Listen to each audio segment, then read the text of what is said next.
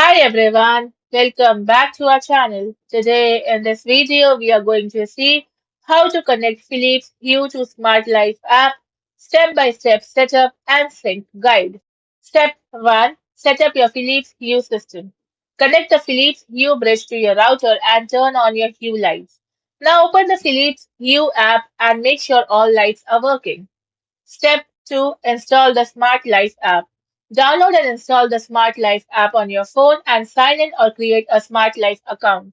Step 3. Open Smart Life and add a device. Launch the Smart Life app and tap the plus add device button. Step 4. Choose Philips Hue. Find and select Philips Hue from the supported services. Step 5. Sign in.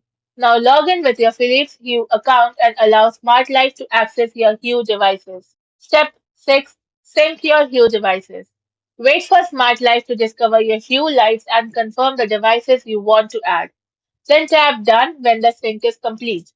Step 7. Test the connection. Turn a Hue light on or off from the Smart Life app and adjust brightness or color if supported to verify everything is working. Thanks for watching, and for more such informative videos, do like, share and subscribe to our channel.